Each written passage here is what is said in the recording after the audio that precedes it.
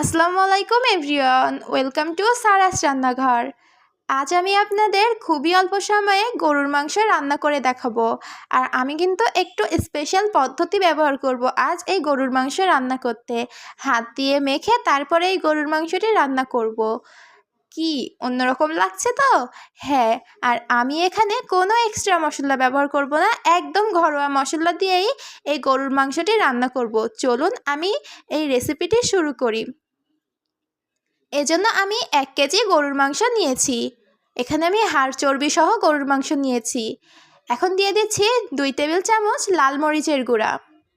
লবণ দিয়ে দিচ্ছি 1 টেবিল চামচ। রান্নার সময় যদি লবণটা আবার আমাদের লাগে তাহলে তখন অ্যাড করব। 1 চা চামচ হলুদের গুঁড়া দিয়ে দিচ্ছি। 1 টেবিল চামচ আদা রসুন বাটা, 1 টেবিল চামচ জিরা বাটা, 1 চা চামচ গরম মশলার গুঁড়া। আর এখানে আমি গরম মশলার ফল দিয়ে দিচ্ছি, এলাচ, লবঙ্গ, ডালচিনি আর গোলমরিচ। আর দিয়ে দিচ্ছি 3টা তেজপাতা আর 3টা লাল মরিচ। এখন আমি 1 বাটি পেঁয়াজ কুচি দিয়ে দিচ্ছি হাফ কাপের একটু বেশি রান্নার রেগুলার তেল। এখন এই সব উপকরণগুলো হাতের সাহায্যে খুব ভালোভাবে এভাবে করে মেখে নিতে হবে মাংসের সাথে। খুব ভালোভাবে যখন মাখা হয়ে যাবে তখন আপনারা দেখতেই পাচ্ছেন মাংসের কালারটা কত সুন্দর লাগছে। এখন আমি এই হাঁড়িটা চুলায় বসিয়ে দিব মিডিয়াম ফ্লেমে। আর এটা আমি আস্তে জালে রান্না করতে থাকবো। তো চুলায় দিয়ে আমি এখন মিডিয়াম ফ্লেমে রান্না করছি। আর মাঝে মাঝে একটু তলাটা নেড়ে দিবেন যাতে তলাটা না লেগে যায়। আপনারা যদি আমার এই পদ্ধতিটা ফলো করে এভাবে করে গরুর মাংস রান্না করেন তাহলে কিন্তু একদম অল্প সময় লাগবে আপনাদের এই গরুর মাংসটি রান্না করতে। আর আমি কিন্তু গরুর মাংসটি ঢাকনা দিয়ে ঢেকে দিয়ে কিছুক্ষণ পরপর এভাবে করে নেড়ে দিব।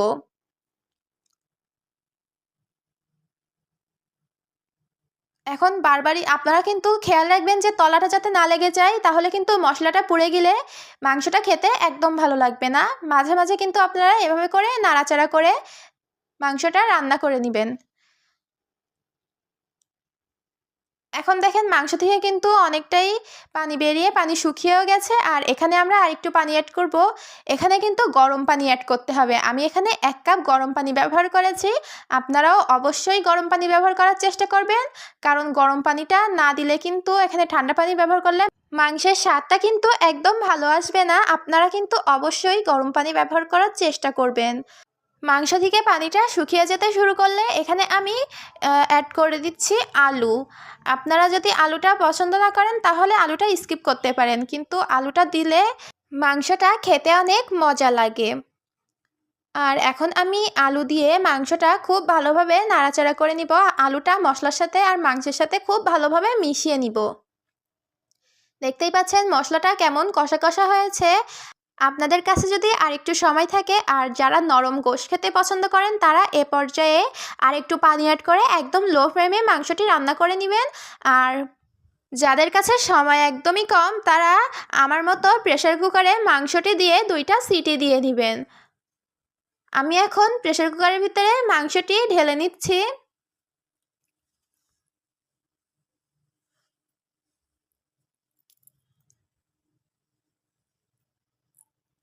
আর মনে রাখবেন এ পর্যায়ে যে মাংসের ভিতরে পানিটা দিবেন সেটাও কিন্তু অবশ্যই গরম পানি হওয়া লাগবে, তাহলে মাংসটা কুক হতে অনেক সুবিধা হবে।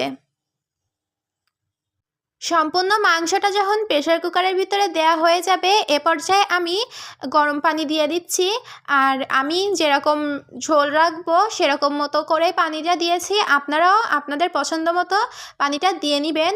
আর এখানে আমি সামান্য টেস্টি সল্ট ব্যবহার করেছি। এখন প্রেসার কুকারে 2টা সিটি দিয়ে মাংসটা আমি রান্না করে নিব। আমার কিন্তু মাংসটা রান্না হয়ে গেছে, এখন পরিবেশনের পালা। আমি আপনাদেরকে পরিবেশন করে দেখিয়ে দিচ্ছি মাংসটা কত পারফেক্টভাবে রান্না হয়েছে। আর এই মাংসটা রাঁধতে কিন্তু আপনাদের খুব বেশি সময় লাগবে না।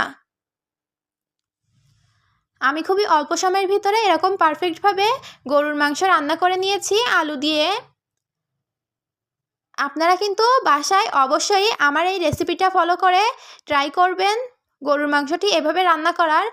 যাদের কাছে সময় নাই তারাই কিন্তু এভাবে করে রান্না করতে পারেন। আর এভাবে করে রান্না করলে কিন্তু এই মাংসের স্বাদটাও একটু ভিন্ন লাগে।